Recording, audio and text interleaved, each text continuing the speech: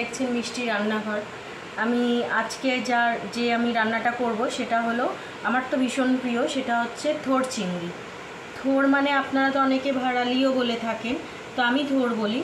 তো থোরটাকে আমি এই যে ছোট ছোট করে একদম কুচি করে নিয়েছি, আর এর মধ্যে একটু নুন আর হলুদ মাখিয়ে রেখেছি।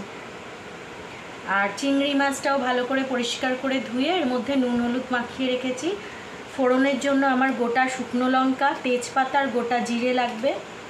আচ্ছা, এখানে আমি একটা মশলা বানিয়ে নিয়েছি, সেটা হচ্ছে আদা, কাঁচা লঙ্কা আর হচ্ছে নারকেল, এটাকে একসাথে পেস্ট করেছি। তার মধ্যে আমি একটুখানি শুকনো লঙ্কার গুঁড়ো, একটু ধনে গুঁড়ো আর একটু হলুদ গুঁড়ো দিয়েছি, যেটাকে আমি এখন ভালো করে মিশিয়ে নেব। ভালো করে মিশিয়ে নিলাম। এরপর আমি একটু গোবিন্দভোগ চালকে ভিজিয়ে রেখেছিলাম, সেটা আমি বেটে নিয়েছি। এছাড়া আমার লাগবে নুন, মিষ্টি তো লাগবেই, একটু গরম মশলা আর ঘি, ব্যাস এটা দিয়েই আমার আজকে থোর চিংড়ির ঘন্ট রেডি হবে। কড়াইতে আমি সর্ষের তেলে করব আমি, তো কড়াইতে আমি সর্ষের তেল দিয়ে দিয়েছি। এর মধ্যে এবার আমি চিংড়ি মাছটা দিয়ে দেবো।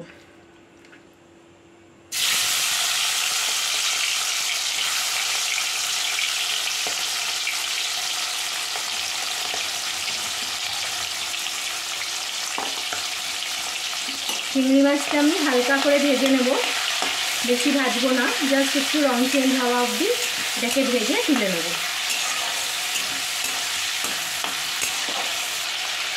ভাজা হয়ে গেছে, বেশি ভাজলে শক্ত হয়ে যাবে। আমার এটা ভাজা হয়ে গেছে, এবার এটাকে আমি তুলে রাখছি।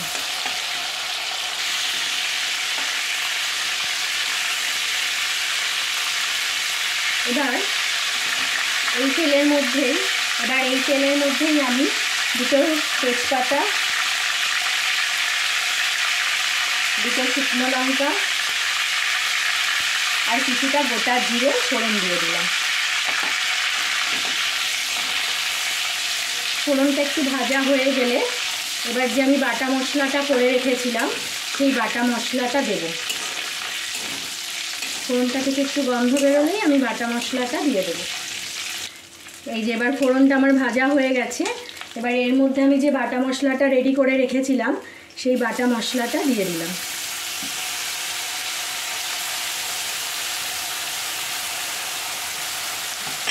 বাটা মশলাটা দিয়ে একটু নুন দিয়ে দেবো এর মধ্যে। নুনটা যেহেতু থোড়েও মাখানো আছে, তো সেই জন্য একটুখানি বুঝে দিতে হবে। এই বাটা মশলাটাকে এবার আমি ভালো করে, যতক্ষণ না তেল ছাড়ছে ততক্ষণ পর্যন্ত আমি এটাকে ভালো করে কষিয়ে নেব। এবার এর মধ্যে আমি বাটি ধোয়া জল একটুখানি দিয়ে দেবো।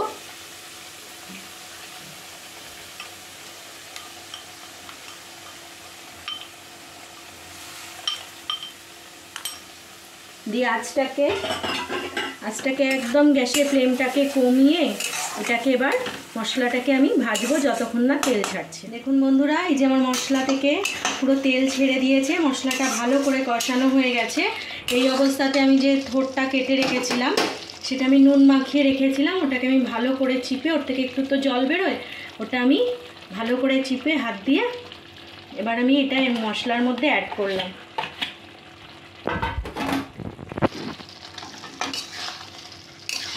ভালো করে এটাকে মিশিয়ে নেব মশলার সাথে।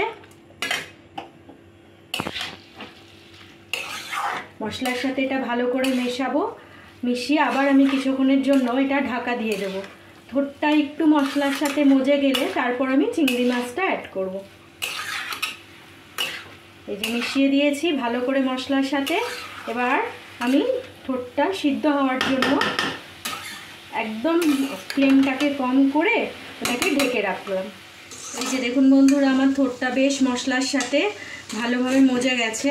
এবার আমি এর মধ্যে একটু চিনি অ্যাড করলাম। মিষ্টিটা একটু সামান্য বেশি দিতে হবে, দিলে ভালো লাগে। আর সাথে আমি ভাজা চিংড়ি মাছগুলো দিয়ে দিলাম। আর যে গোবিন্দভোগ চালটা আমি বেটে রেখেছিলাম সেই গোবিন্দভোগ চালটাও আমি এর মধ্যে দিয়ে দিলাম।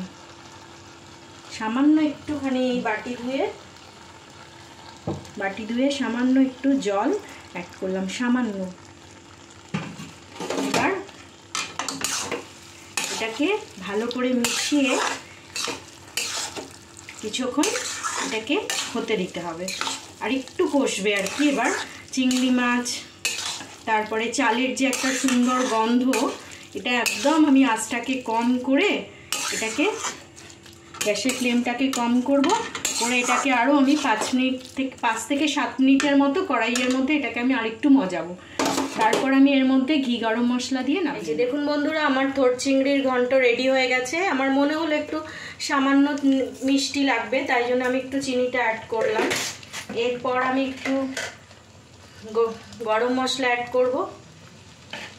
আর আমি যেহেতু ঘিটা খাই না, আপনারা এখানে অবশ্যই ঘি দেবেন। আমি ঘি খাই না বলে আমি একটা বাটারের কিউব দিয়ে দিলাম। এবার এটাকে ভালো করে মিশিয়ে 5 মিনিট এটাকে রেস্টে রাখবো, তারপর আপনাদের দেখাচ্ছি আমার থোড় চিংড়ির ঘন্ট একদম রেডি হয়ে গেছে। আপনারাও চাইলে আমার মতো এরমভাবে বানাতে পারেন, খুব সহজে এবং তাড়াতাড়ি এই জিনিসটা বানানো হয়ে যায়। আর ভীষণই টেস্টি হয়, গরম গরম ভাতের সাথে খুব ভালো লাগে খেতে।